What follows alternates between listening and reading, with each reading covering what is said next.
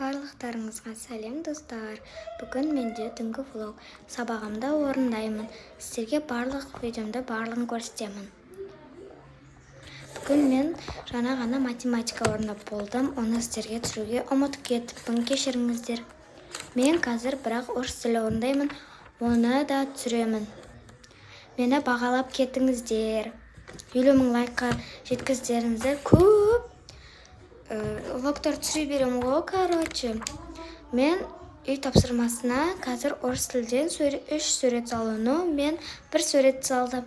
Апай айтқан, кез келген суретті салыңдар деп. Ал мен қазір түрімді реттеп алайын, содан кейін барып кеттік. Мен орыс тілін ашып, орындап жатырмын. Енді барып орындаймын. Сурет саламыз, оны түсіруге уақыт кететін сияқты, бірақ қазір сурет салып болғаннан кейін түсіремін. Домашняя работа деп жазып алайын. Вот, осы суретті салу керек.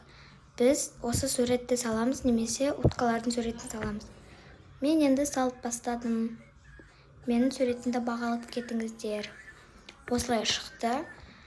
Қатты ұқсамайтын шығар, бірақ өзіме ұнап тұр. Білмеймін, бірақ сіздерден сұраймын.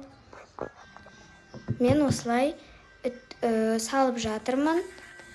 Осылай шықты. Енді келесіде қандай влог түсірейін, маған жазып кетіңіздер комментарийге. Барлықтарыңызға сау болыңыздар.